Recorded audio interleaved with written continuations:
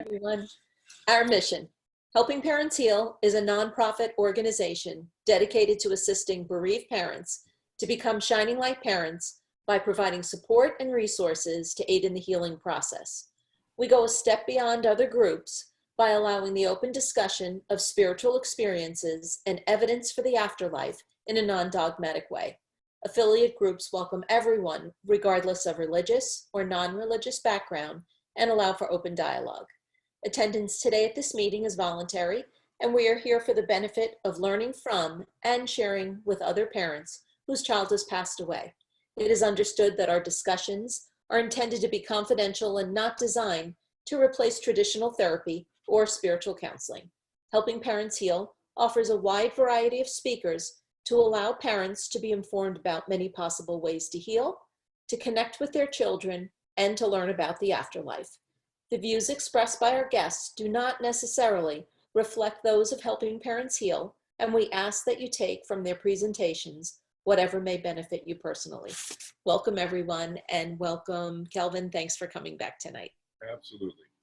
Yes, we're so happy to have Kelvin, and I'll just go ahead and read his bio. He's pretty amazing. Kelvin Chin is the executive director and founder of the Turning Within Meditation and Overcoming the Fear of Death Foundations. He is an internationally recognized meditation teacher featured in Business Insider, Newsweek, Kaiser Health News, AARP, and has taught meditation at West Point and in the U.S. Army, including on the DMZ in Korea. We will be, Kelvin is also the author of the best-selling Overcoming the Fear of Death, which I just mentioned, through each of the four main belief systems, a non-religious approach to the four beliefs that underlie all religious and cultural beliefs. He has had many experiences piercing the veil over the past 35 years, and his past life memories reach back 6,000 years. He teaches a regular Zoom series on Afterlife and Reincarnation Experiences. I'm sure all of you are familiar with IANDS. Kelvin was the featured speaker on opening night at the 2019 IANDS conference in King of Prussia, Pennsylvania, and has spoken at the Commonwealth Club in San Francisco, Yale, Dartmouth, and healthcare firms across the US. He is a graduate of Dartmouth, Yale, and Boston College Law, and has lived in 7 countries. He resides in Los Angeles and is the father of 2 who can also contact the other side. So there's so much more about him, but one of the most important things is that he teaches meditation in a way that is very easy to learn. And his website is www.kelvinchin.org. He also has a YouTube channel, and we will post it on the chat box so that people will see that, and that it'll also be on the recording itself. So without further ado, please welcome Kelvin Chin. Thank you, Elizabeth. Great to be with everybody again. We have an hour together, and I want to leave a lot of time for questions. So, because we ran out of time last time, it seems that happens to me every time I speak. So we always have more questions, which is great, because I'm all about helping you meet your needs. You know, like what's going to help you right now, immediately, and then of course going forward. Just real quick, as Elizabeth said, I have an ongoing Afterlife and Reincarnation series. I teach it every 4 months. It cycles every 4 months. It lasts for about 12 weeks. It's 6 sessions every other week. So it's 6, that's why it's 12 weeks. Do the math. Anyway, I just started one. So somebody in your group contacted me just a couple days ago and asked if she could still join, and I said yes, of course. And so I sent her the first set, because I do it live, just like this on Zoom, but I record it. So it's recorded, and so she caught up and so forth. And the next session is this Sunday, the 2nd session out of the 6. So if you're still interested, if you may be interested, just shoot me a Facebook message and we can figure it out, okay? Great.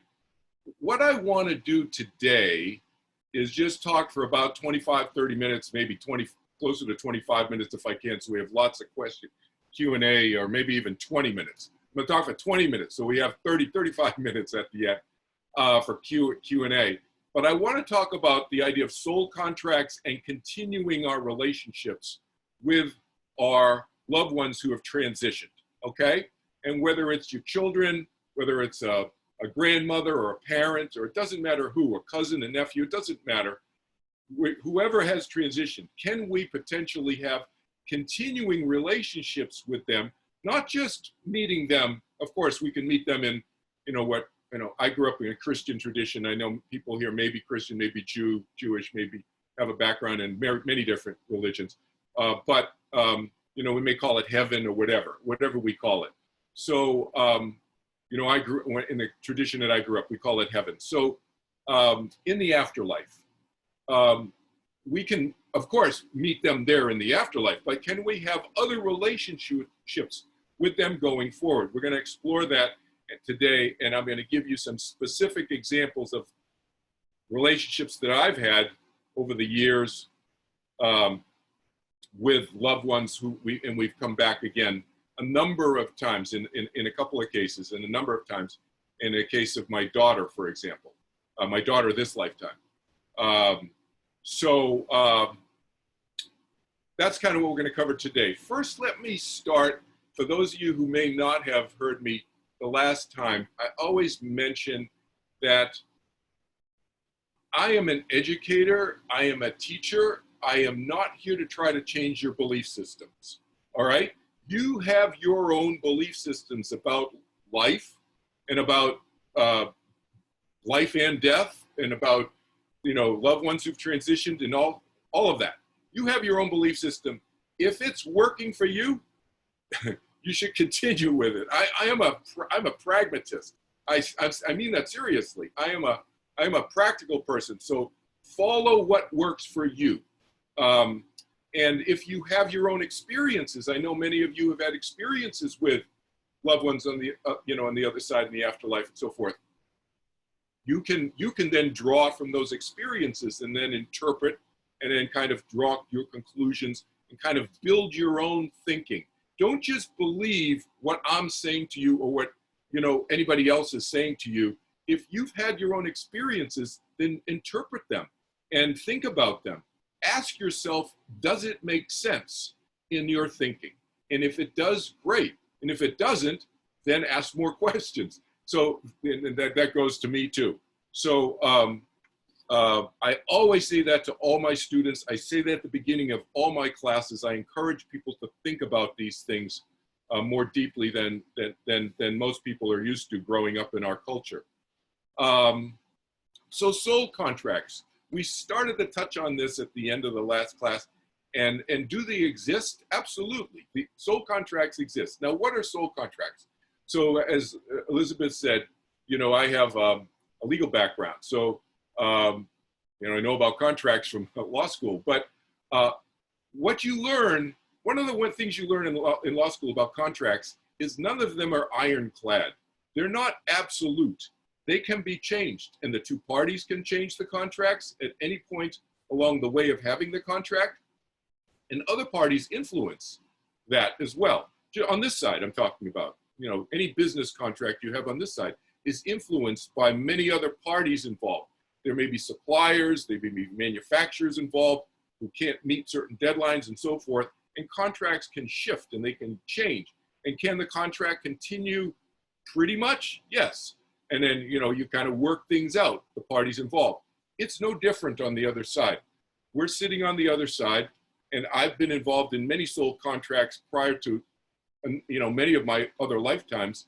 And I've decided to come in with certain friends on the other side who I've been friends with in other lifetimes, or maybe family members in other lifetimes. And I've decided to come into another lifetime. And before doing that, come up with a soul, a discussion. We call them soul contracts. We could call it a soul plan, a discussion. I almost like the word plan better. I've heard people use that phrase sometimes because it's less legalese sounding and less absolutish sounding, because it's a plan. And we come in with the plan, and sometimes influences by other people involved in the lifetime, whether it's my parents or my parents' boss, or the boss's boss, like in the example I gave with Elizabeth, me coming in together potentially next lifetime, and her parents, her father's boss gets him, relocated to a different city than what Elizabeth and I thought was going to happen on the other side. So things get adjusted, and then Elizabeth and I still try to work out the soul plan and get together, and maybe we get together in college because we're so focused on trying to get together as friends and so forth and study together in college. And so maybe it happens that way. So soul contracts can happen in a lot of different ways, even though they may start out a certain way, depending on how things go along as they continue. So let me just give you some examples in terms of future lives, the whole notion of reincarnation and past lives and future lives. Before I get into that, some people may just be interested in terms of how do you remember past lives, or how did that happen for me? And for me, it was just completely spontaneous. I didn't do I've never done any past life regressions.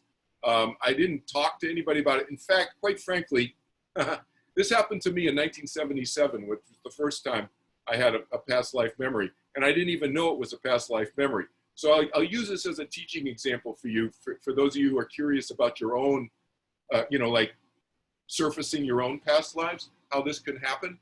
Very non-linear, for me, it was very spontaneous. Everybody's different. You can go to a past life regression therapist too, which is fine. There's nothing wrong with that, but I never did. It was just spontaneous.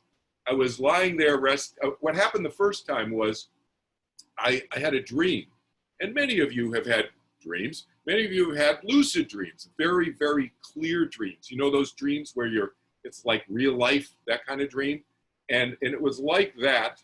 And I'm dreaming, and I was very upset in the dream. I was emotionally very upset, and I didn't know why. But I could see myself in the dream. I couldn't see my face self. I could see like this part of myself. If you can see your screens, I don't know if people are phoning in, but I'm just pointing to my lower body. I could see that, in my dream, but I couldn't see myself. And I was very dirty and so forth, and I had sandals on, so I wasn't wearing shoes or boots or shoes that tied up or anything. I was wearing sandals, so I got the sense that it was old.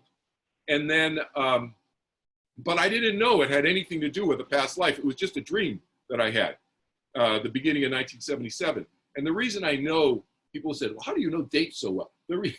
I usually don't, but this one I happen to know because I went to a meditation course at the end of November, from November to December, so in 1977. So I know the dates of that meditation course. So this dream happened 6 months or 5 or 6 or 7 months earlier, sometime in earlier 1977. And when I was at that meditation retreat, we'll just call it, and we were all meditating, bunch of, they had segregated the hotels, men and women and so forth. So all the guys were in a hotel, and we were meditating, doing group meditation, and I flipped over on my back and I was being crucified.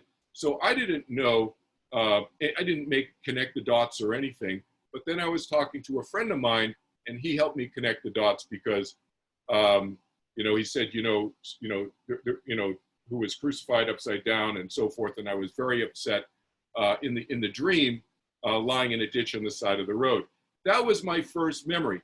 Now, that memory has unfolded in a lot of different ways over the last 45 years. But soon after that, I had other memories. And my point of saying this to you from a teaching standpoint is that sporadic, different lifetimes. It's not like you get a whole download from one lifetime. You get it's like a jigsaw puzzle is the way I've experienced it, and other people I know have experienced other lifetimes. Jigsaw puzzle pieces from different lifetimes in a 6 month period, you could get 3 or 4 different lifetimes, and then 20 or 30 or 5 or 10 pieces from each jigsaw puzzle with no box cover. So that's the image. You got 100 million piece jigsaw puzzle with, imagine, I've done a 500 piece one. I've never done a 1,000 piece jigsaw puzzle. 500 was like ridiculously difficult. But, you know, 1,000 piece, they have 1,500, 2,000 piece jigsaw puzzles. But imagine you got a 100 million piece jigsaw puzzle with no box cover, so you don't know what it's supposed to look like. That's what it's like, except there's a whole bunch of boxes and with no box cover. And so I was getting all these pieces, and then I got one as a crusader. I got one as a Carthaginian slave. Those of you who've read my book have read about that one. I was a Carthaginian slave. I was African, very, very dark skin, and enslaved. And I think it was around 330 BC, based on the images of the ships that I had in my mind and so forth. My point is that these come in different pieces, and you start piecing the puzzle pieces together. So I tell people, follow the breadcrumbs. Follow the little data points, the little hints, the tips you get, and then see where that leads you, and if it starts to create a more complete picture. So back to the soul contracts and continuing relationships. Can we rekindle relationships from the past and continue them into the future? And my experience is absolutely yes. That's absolutely what can happen. And sometimes very, very quickly. So there are examples. This is not a personal experience from me. I'll tell you when they're personal experiences and when they're not. This is not a personal experience, but there are many stories, and maybe some of you have heard of these, where young child will die physically, biologically, right? Obviously, and then transition, but while they were alive, they have scars. They have from whatever, they fell riding their bicycle or who knows what, they got a scar in their leg or scar in their arm, and it's noticeable, right? And then sometimes as quickly as 9 months later, another child comes in with birthmarks exactly in the same location and the same shape as the scars that the first child, we'll just call him the first child, the second child, but it's the same personality, because physical, and then they start to see, oh, he or she likes the same toys, doesn't like the same food, likes the same food, likes the same, Disney stuff, whatever. All these types of data points start to surface sometimes in some of these examples. But in that example I'm giving you, sometimes can happen very, very quickly. That's like that's as quick as it can get, right? A 9-month turnaround.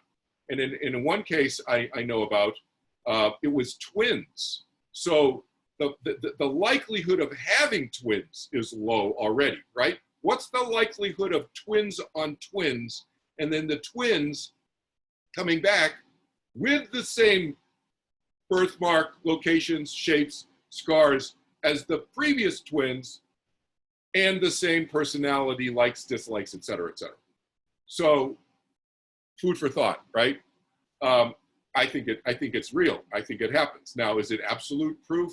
No, nobody can check and whatever, et cetera, et cetera, et cetera. But it seems pretty good evidence to me that can happen very quickly. I've had other experiences, not as quick, where I have a really very close friend of mine this lifetime. He's my best friend this lifetime, and we know from comparing notes with each other and memories that each of us have separately had in other lifetimes, that he was a brother of mine in another lifetime, and then he was a friend of mine in another lifetime because I knew his name. And those lifetimes, one of them is 2,000 years ago and the other one is 4,000 years ago. How could I remember a name, but I remembered a name from 4,000 years ago, and he had independently remembered that he was that person, and I described it to him. He separately described in the reverse to me the other one from 2,000 years ago. I have another friend. and we were friends, and we fought in the Crusades together for 1,000 years ago. He's a close friend of mine now. And again, how do we know? We connect the dots by the memories, and then looking at those kind of data points. Is it absolute? You know, is it? No, I don't think you can really be absolutely sure about any of this, what I'm talking about.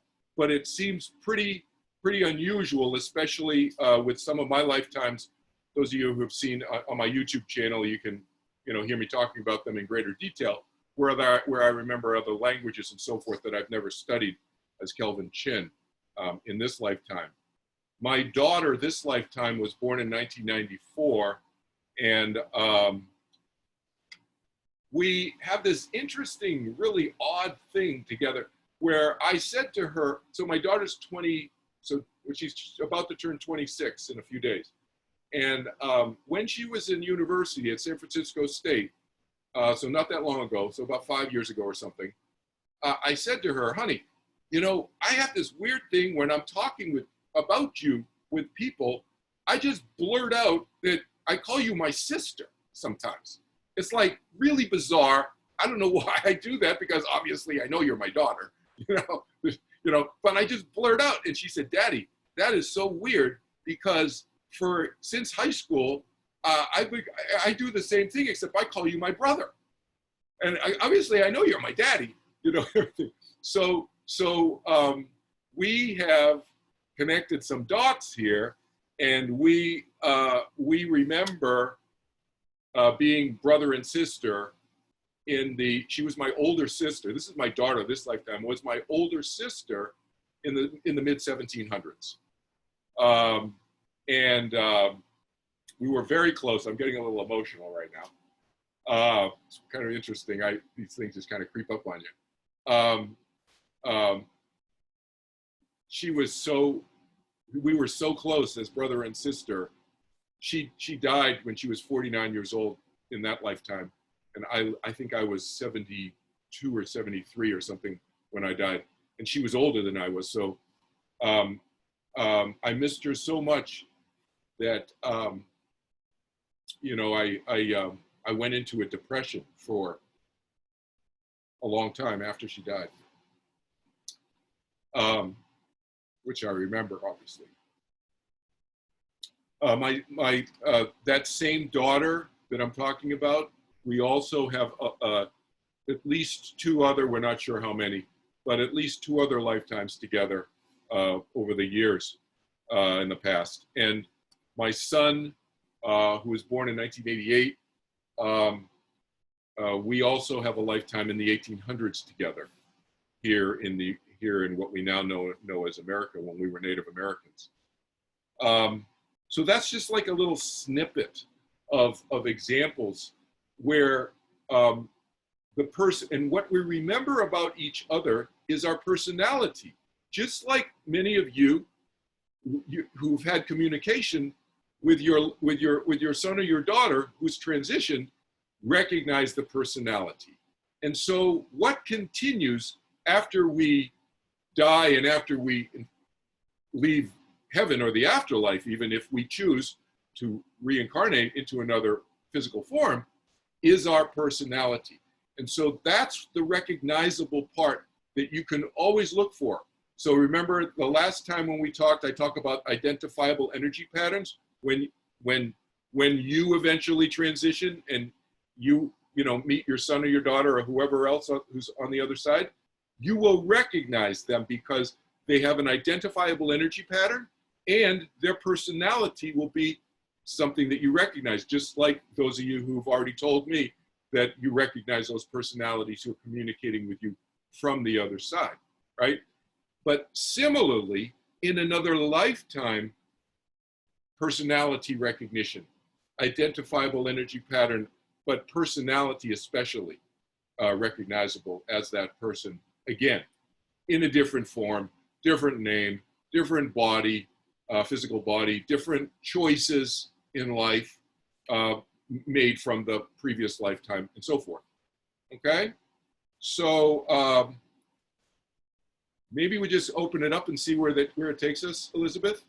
I just wanted to kind of touch on that, just to assure everybody that you will see them after you transition, but you can also create other lifetimes through soul contracts and so forth with them in the future, as you see my daughter and myself as sister, brother, father, daughter, son, father, friends, whatever. Okay. One of the questions that I have that a lot of parents have asked in the past is about reincarnation. They're worried about the fact that their kids might come back before they get over there. I have heard a lot of people say that they will wait until we get there to come back. Do you have any kind of information about that based on what you've been through? Yeah, I would say that, is it possible? So we live in a world of possibilities and probabilities, right? What's the likelihood? And so is it possible for them to reincarnate before you go to the other side? Sure, that's possible. Is it probable? Is it likely? No, because they're missing you. You're missing them and you want to be together. So the likelihood is that it's not going to happen. So if somebody argues that there's a 1% or a 0.1% possibility, I'd have to say, yeah, okay, yeah, maybe you're right about that. But what would be the probability? It would be highly probable that they're going to wait for you and you're going to see them on the other side, Okay, wonderful. Galen is asking, so does this mean that if I have no sense of past lifetime experience or people, if I click with someone here whom I've just met, it is possible that we were together in a past lifetime? Yes, so that's a great point. So thank you for raising that point, because let me give you some data, some examples, right? So what you just gave is a great example. And so what my suggestion to people is, then you look at what's the emotional, how intense, see, how do we know that it's a past life? How does it know it's not my memory? How does it know I just like that person? Whatever. My suggestion and my experience is that we look at the intensity of our emotional experience at that time.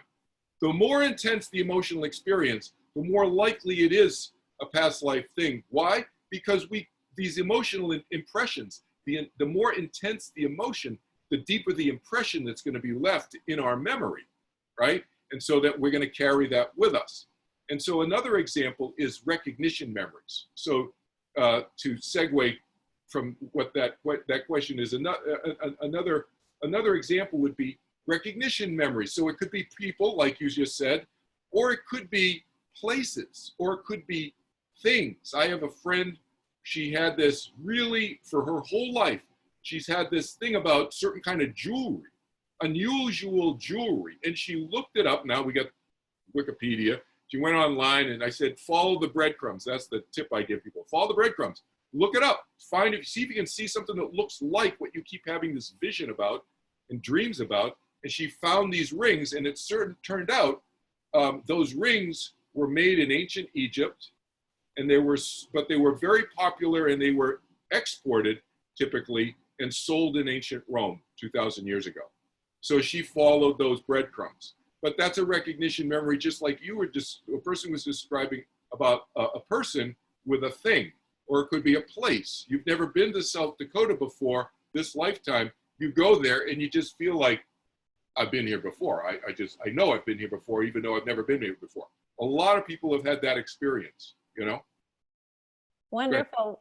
Thank you. Rose is asking, can a person choose the year that they will reincarnate? Also, can a person reincarnate as a future family member, a baby, for instance? Future family. So let me answer the first point. First question is very easy. The short answer is yes. So the first question, you could pick exactly when you want to come down. All right. My cousin has a memory. One of my, I think I have 50 or 60 first cousins on both, added up on both sides. One of my first cousins told me that, and she never told me this till last year, that she has a memory when she was 3 years old, this lifetime, 3 years old, she had a memory of being on the other side right before she came into the family, my Uncle Tom and Aunt Evelyn's family. Right before Karen came in, she was playing with some friends, little kids on the other side. She goes, "Oh, I gotta go now. I gotta go to my family." So she decided, like, boom, that was it. Oh, I gotta go. So she came down. What was the last part, Elizabeth? The last part was, can a person reincarnate as a future family member, a baby, for instance? So this is talking about maybe our kids deciding to come back as a baby in the family? Yes. The short answer to that is also yes. I have a very good friend. Now we've become good friends in the last year. He's a recent friend, but we've become very good friends. Who has, so this is analogous. He knows this for sure. His grandfather transitioned, like when I'll just give you names, it's easier. So my friend's name is William. Okay, my friend's name is William. When William's grandfather died, when William was a young child, he really connected with his grandfather. They were like, simpatico, that it just really connected together as souls together. This is a grandson and a grandfather, okay? And my friend William is the grandson, okay? And then grandfather dies. Then William, my friend, has figured out by connecting dots that he is sure that his best friend this lifetime is his grandfather who came back. All right? That gives you, hope that's not too confusing. No, it's not. That's perfect. We have so many questions, so I'll Right. keep going. Yeah. Dana is asking, can we communicate with other souls in our dream state and have our plans change? Oh yeah. Your plan is a fungible thing. You can change it, at any point, but you can communicate with other people in your dreams.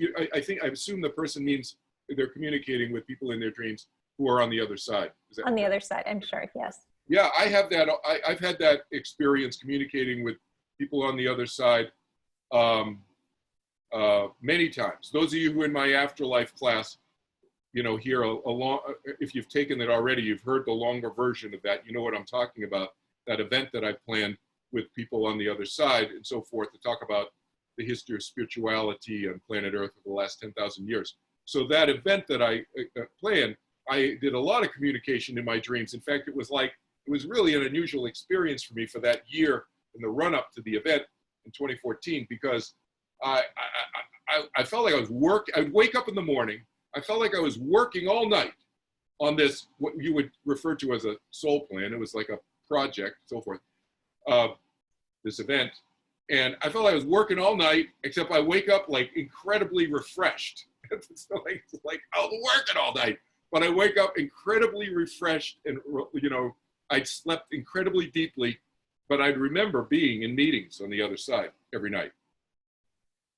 So sure, yeah, there you go. Yes. Okay, wonderful. So Susan is asking something that I think you've already kind of touched on, but I wanted to ask you before I ask her question, how long have you been meditating? I know that it says it in your bio, but if you could just let everybody know. And I think that the second part of my question is, does meditating and does being able to meditate allow you to be in touch with these past lives and maybe know more about what's going to happen in the future as well? Yeah, I think the short answer is yes, definitely. And I'll answer the first part of your question about my meditation history in a second. But the short answer is yes. And the reason why it is so helpful is because meditation, what is it about? Meditation, the way I teach it anyway, is about connecting with ourselves. And I think that's the way most people's, their intention is anyway, when they're teaching meditation for sure, is to connect with ourselves, right? That's what meditation, ultimately, any meditation, doesn't matter what technique, is to connect with ourselves. And if we're really connecting with ourselves, and when I say ourselves, I don't mean the 8-inch plastic bucket, just part of ourselves. I'm talking about the vastness of who we are as well. So we have our I'm using this psychology professor's analogy. He calls it 8-inch plastic bucket. That's like our conscious thinking mind, which is part of our mind. It's not, it's an important part of our mind, especially when you're driving a car, right? Pay attention, conscious focus, pay attention. Well, but that's not all of our mind. We have this vastness of our mind. So what's meditation do is connects us with the vastness of our mind, which is who we are. Now, what does that do? That allows us to relax. It allows us to dissipate and get rid of our fears and our anxieties. And what does that do? That opens us up more, so we're more open and receptive to what? To whatever's on the other side, or past life memories, etc. So that's the reason behind it. So my history is I've been meditating for 50 years. This is the 50th year. I learned to meditate when I was 19 years old. And I learned to teach it when I was 21 and 21, 22 years old. I studied with Maharishi Mahesh Yogi. Those of you who may know who he was. He taught the Beatles in 1967, and I learned in 1970. I know people who were there with him and the Beatles. There were about 30 or maybe about 30 people there on the course with Beatles and the Beatles and Maharishi back then. Just as a side note, Maharishi was, in a previous lifetime, was Elijah, and he was also John the Baptist, since I studied with him when he was John the Baptist, and I studied with him when he was Maharishi Mahesh Yogi this lifetime too. He died in 2008. So I was with his organization for about 10 years, and they went in a different direction. I went in this direction, and so I was with his organization for about 10 years. I've continued to teach meditation, as you guys know, ever since, so 47 years now. My opening, I had an NDE. I don't know if we've ever talked about this before, but I had a near-death experience after I'd been meditating for 2 years.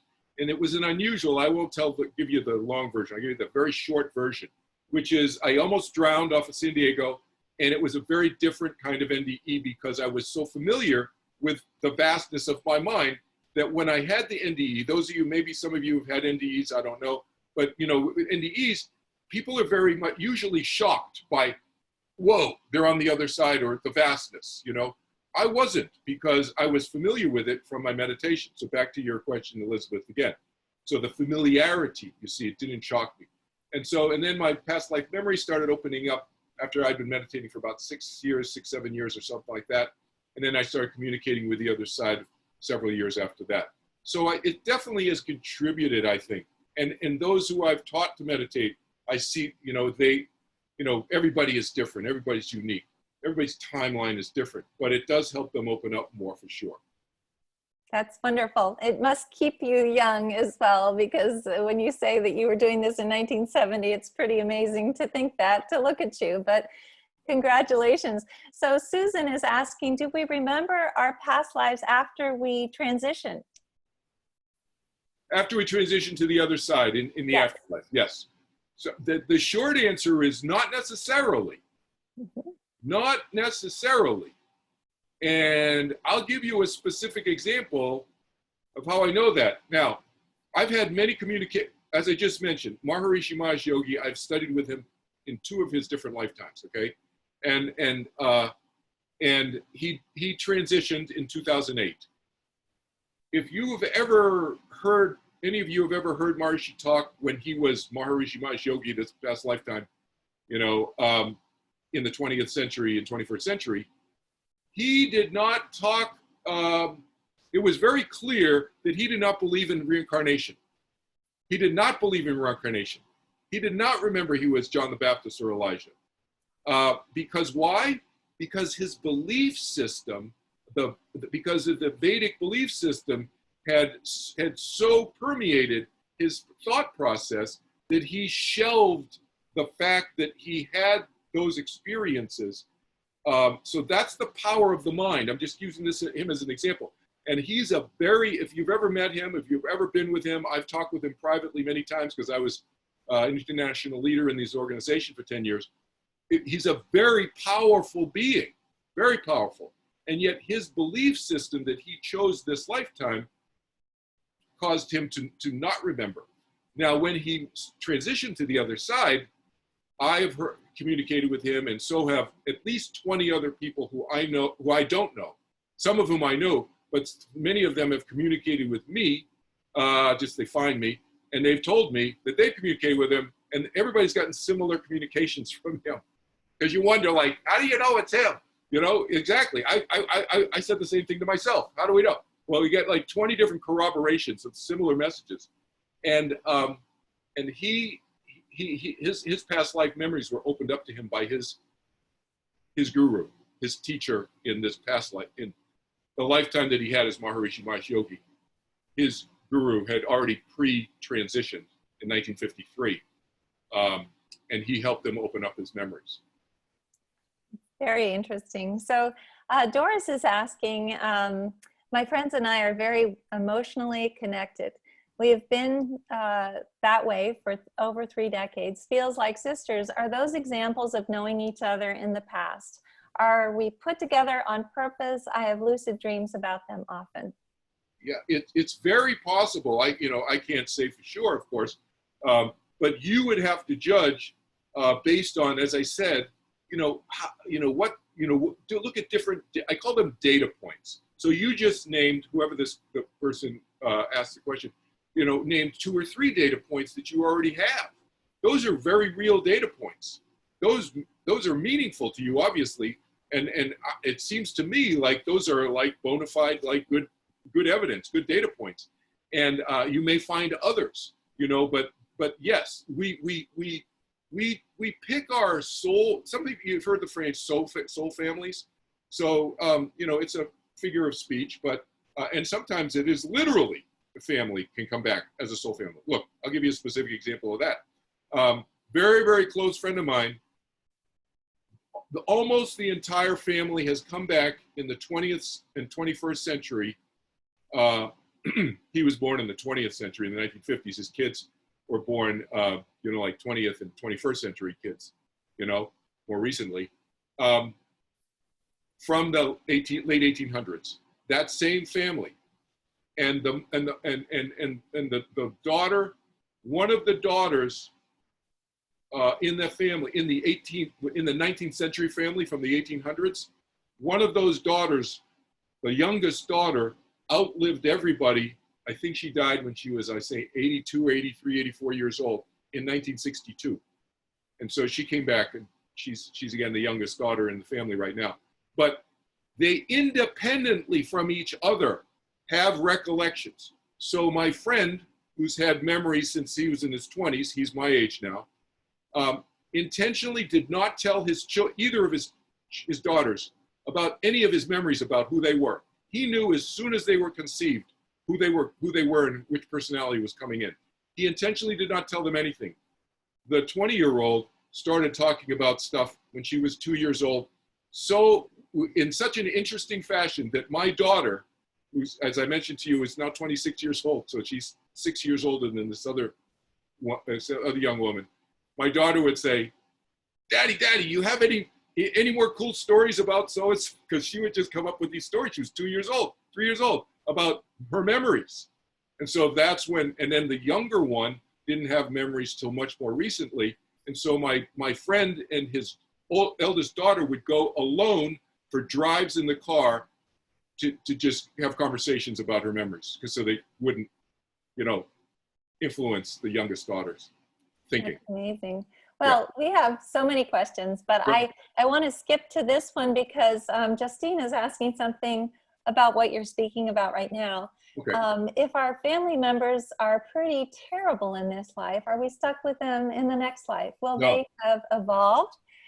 This may sound like a joke, but I'm serious. I haven't heard from one of them since my son passed. So I guess that you're saying no. This is we are not stuck with them. No. I have one of my clients, one of my meditation students. We don't need to hear any stories about this. Just suffice it to say that the father has not been a good father to her. Okay, and so she was worried about that, and I said, no, you don't worry about that, and you don't have to even worry about seeing him, because she's worried about seeing him because he passed. He's transitioned. Okay, so you don't even have to see him on the other side if you don't want to. Never mind, come back in another family. Don't worry about that. Good. So Nancy is asking, when I meditated lately, I found myself going somewhere, not sleeping, but somewhere else. Where am I going? It's hard to say. I'd have to know more, and you can feel free. I don't know if I mentioned, but did I mention at the beginning that, you know, people could call me and they do a free phone session with me. You know, it's part of my nonprofit work. You could talk to me about anything. You know, it just Facebook message it, we'll schedule a time. So I have all of your information that I'll put underneath the video. So yeah, so that's, I can't remember if I already said that at the beginning, but anyway.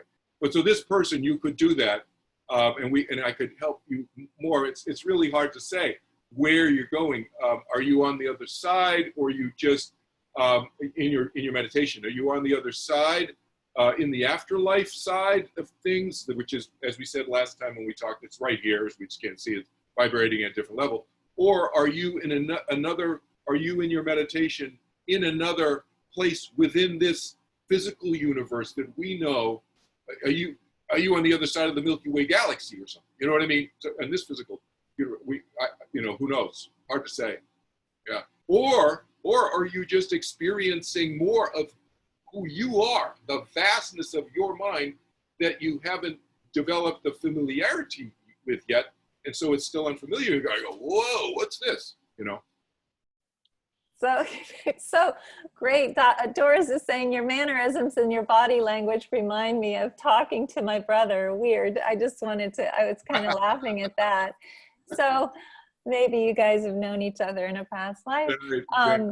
Martin is saying, curious to know, how come our souls and spirits are evolved beyond our earthly capacity, but we struggle to freely communicate across the veil? I mean, obviously meditation helps, but do you have any answer to that, Kelvin? Yeah, I mean, the thing is, first of all, there's so many levels to this answer, but I'll just bullet point them. First of all, we're in a different physical reality. We're in a different reality here. We're in physical, very dense vibratory field and so forth. It's different. So we're talking about trying to communicate across different frequencies and so forth. It's like you got a radio, you know, the old style radios. You know, some of you may be old enough to remember what a radio is. You know, but you back in the 1920s and 30s and 40s and 50s and 60s. You'd have to turn the dial and try to get to the right station, and I'm off the station. All of that frequency stuff. That's just like, except we're talking about that times like 100,000 different, you know, a difference in terms of difference. And then the other thing is, we all have different fears, or call them fears or barriers, or belief systems. I mean, some people have belief systems that they're still carrying around that they don't realize they're carrying around, where their belief system maybe was, I'm just conjecturing, there is no afterlife, there is no, there's no other side. And now you've changed and you're going, oh, no, I believe in an afterlife and I want to communicate with somebody, but this other vestige, you know, it's like this remnant, these serious cobwebs of the other belief system that you still had for the first 20 or 30 or 50 years of your life, that there is nothing. Then it's still kind of there. And that kind of inhibits, because we're talking about mental communication. It's really, really a form of mental telepathy. It's energetic communication is what we're talking about. Does that help? Beautiful. Listen, I want you to reassure Patty. She's saying, how do evil spirits fit in? I'm so concerned about my daughter who took her own life, that she's not transitioned and that she's stuck in suffering. Could you address that? There's no evil spirit. I'm inferring from what Patty's talking about, that she's worried about evil spirits bugging her daughter or whatever. Yeah, you know, and no, there's just, first of all, as I mentioned in the last session, I think we had, we talked about, remember the speed of how we can get around because we're energy. And maybe you can travel at the speed of light, let's just say, and that's 700 million miles per hour. That's 8 times around the equator of Earth in 1 second. So it's like you can get away from people really fast if you needed to. But the other thing is, there's no punishment. There's a bunch of different levels of going on in her question here, right? She's not going to be punished for anything. There's no punishment and so forth on the other. There's no structural place of punishment. people don't get punished and so forth and so on. People are punished more immediately than people realize when they do bad stuff. And I think we talked about that last time. But I just want to kind of stay on this question here. And I encourage people to think of themselves, and then your daughter in the same way. We are all sovereign entities. Sovereign entity, what that means? We are independent, sovereign minds, our consciousness, our soul. When you hear me use mind, you can substitute the word soul, the same thing, but I work across so many countries. I use easy English language for people. Mind, but that's mind, right? Soul. So we are individual. We're like castles, and we have a moat around us, and we have a drawbridge, and we can pull the drawbridge up whether we're on this side or the other side. And so if it's your daughter and somebody is bugging her, there's no evil spirits in the way people. They're just they're annoying spirits. There are annoying minds like there are annoying minds here. Yeah, because you think that the annoying mind here transitions to the other side. They don't all of a sudden become not annoying. They can still be annoying on the other side. But can you get away from them? Yes. And can you pull your drawbridge up? Absolutely. We are sovereign minds. We are unique individual minds. We can always pull the drawbridge up and be protected in a sense. Okay, if that helps. Does that help? That helps. And I have some very important questions. For instance, Antoinette is asking, how do we know how evolved our souls are? Is there any way to know? Is there such a thing as a very old soul, would you say? That's a good question. Boy, that's a good question, and that's an unanswerable question. So that's my answer. But I mean that seriously, because think about it. We're asking, that questioner is a very profound question, but it's an impossible question to answer, because other than to say it's not answerable, because we are asking, that question is asking ourselves to assess ourselves. And I always say in life, as compared to what? As compared to this person or that person or blah, blah, blah, blah, blah, blah, blah. Yeah, okay, you can assess yourself as compared to certain beings or an angel or your friend or the person you don't like down the street who's always like throwing his leaves on your lawn or something. I don't know what. You just. But we can't really fully assess ourselves. That's what, to me, life is about. That's the journey of life. So my big picture answer is, my experience. My memories go back 6,000 years. I don't have more memories than that, but that's long enough. And then my logic tells me that we're around for eternity, that our soul, our spirit, our consciousness is eternal. And that's a really long time. Like Woody Allen said, that's a really long time. Eternity is a really long time, especially near the end. But no, seriously, eternity means forever, right? So that means that we have a lot of time. And so do we ever figure ourselves out fully? I don't think we do, because we have forever. But that's the journey. So to me, it's like the fun of it. I don't know if I can answer the question maybe this way, and we can go to the next one, Elizabeth, is the fun of it, of living life that I remember over the 6,000 years, and it hasn't always been easy. In the different lifetimes, man, I'll tell you, I've been through some stuff, but in this lifetime and other lifetimes. But the fun of it is the living of it and the experimenting and seeing what works and what it doesn't work, and living life. That, to me, that's the fun of being an eternal being. Beautiful. Okay. Yes, it is fun most of the time. I agree. It's difficult sometimes. Very difficult, and especially among this group of people, exactly. it's been very difficult, especially recently. Dory is saying, what type of meditation does Kelvin teach? Mantra-based or mindfulness? So it's not mindfulness. Mindfulness is a form of Buddhist meditation, if you don't know that. They've secularized, they don't call it Buddhist meditation. So it's a Buddhist meditation because it uses breath and so forth, focus and so forth and so on. So I teach something that's not focusing on it, no focusing, no controlling the mind, no concentration, no clearing the mind of thoughts. You can let your mind go wherever and think whatever. That's why it's so easy. So it uses I use a sound in it, but I use it differently than most mantra meditation type meditations do. So I've stripped away a lot of the rules that are in most meditations, and I've added rules that actually strip away those rules. Those of you who've taken my class, you know exactly what I'm talking about. It sounds like a little gobbledygook there, but bottom line is I've made it really, really easy, because most meditation techniques, if you think about it, apply waking state rules. Focus, control, focus on your breath, control your mind. Think about this. Push the thoughts out, clear your mind, empty your mind, all of that stuff. Those are waking state rules of directing your mind and controlling your mind. That's why I call them waking state rules. Those are rules you use when you're driving through an intersection, you're paying attention not to hit other cars or pedestrians or whatever. Those are waking state rules. I apply meditation rules, not waking state rules.